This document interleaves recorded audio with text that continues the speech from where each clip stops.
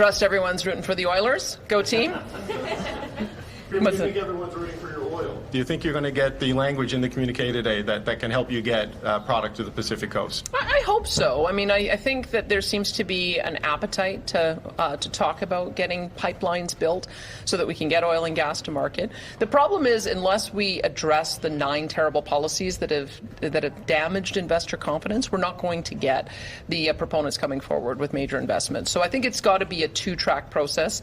Let's get the commitment that we are going to build a new pipeline, and then I'll have to work with the Prime Minister to make sure that we can repeal or significantly amend the policies. Today, in the absence of a project to fast track, does that satisfy your demands while you work on the other things? I know you've got the 9 policies. That's going to take more time than I think one meeting in Saskatoon to see movement there. So would language today of a willingness to fast track an energy corridor to northern British Columbia, does that satisfy you? Having an energy corridor to northern British Columbia that includes a bitumen pipeline would be a good first step in the communique.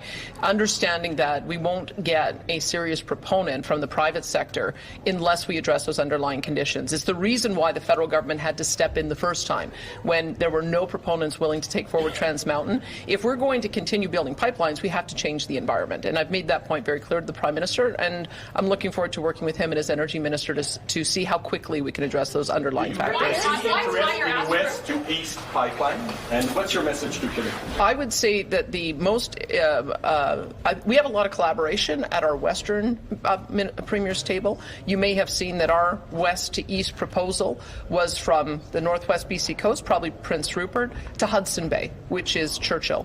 And I think if we can do that and get icebreakers, then we would be able to bring ships up and over and be able to feed those East Coast refineries and also be able to get on to Europe. I'm interested in working with partners who want to work with me. And I think what I've heard, and you heard from the Premier before me, that he's quite interested in seeing Churchill work. You don't see a pipeline project going through Quebec, so you abandon that? I'd like them all. You think it's too complicated? I'd like them all, but I've got to work with where I think we're going to have the most success. And where I think we'll have the most success right now is working on a corridor between Hudson Bay and Port-au-Prince Rupert. And I hope that we can get some common ground on that. Premier, why tie Alberta right now? Because here in Saskatchewan, we know that they're mostly man-made. Yeah. Do you think that it's worth bringing up at a federal level, maybe with Parks Canada, having an agreement to hopefully curb some of these preventable wildfires? Yeah, we found last year that we had 67% of fires were human-caused. We did a major campaign, an awareness campaign. We were able to reduce that to 57%. And so I think that those awareness campaigns are important. So I would hope that the federal government would maybe assist in getting other provinces to do the same. Maybe other provinces can look at what we are doing. But the wind has dramatically changed our situation in Alberta. We were able to provide resources to other communities. We've had to call them home. We went from having about 9,000 hectares burned last week to over 400,000 now. We've got nearly 5,000 people evacuated.